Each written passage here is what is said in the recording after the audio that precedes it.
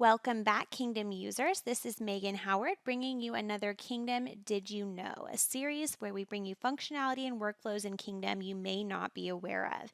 And today I'm going to show you how to make a trend residual map in 3 easy steps.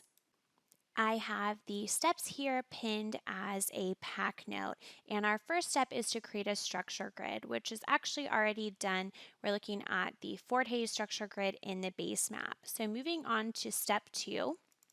We are going to create the trend surface through the basic math calculator using the function polynomial d on our Forte structure grid.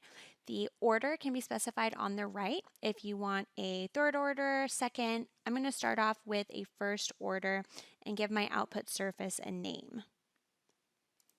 Go ahead and click compute, and I'm going to use my structure grid parameters for this output trend grid. So here we have our trend grid, and we can see a general dip to the southwest, and we're off to step number 3, creating the residual. This time we're going to use our math on 2 maps calculator, and we're going to take that original structure grid and subtract that trend surface. And this output surface is going to be our Fort Hays residual. And I can already see some features starting to pop out, but I'm going to go ahead and compute some contours for this residual grid. Now that we are done with all 3 steps, we have a structure grid, a trend grid, and a residual.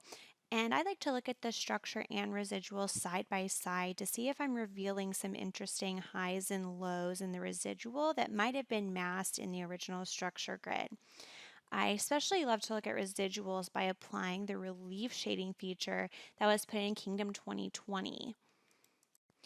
And that really makes these features pop. And the settings for the relief shading can be adjusted using the sun direction and the angle options. Another cool way to look at these grids is in View Pack.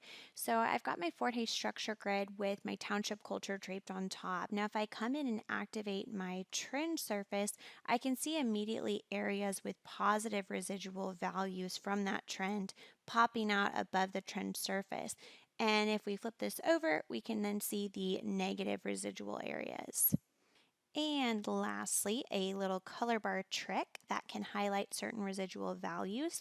Here I'm going to highlight the highs or the positive residual values by making a white marker at 0. And I'm holding down my control key and left mouse button to swipe through the negative values or residual lows. Now if I want the opposite effect, I can come back and set that marker color back at 0 and mute out those residual highs, those positive values. And again, just holding that marker color with the control key and your left mouse, you can swipe additionally to the right or to the left. I can really get that channel to pop.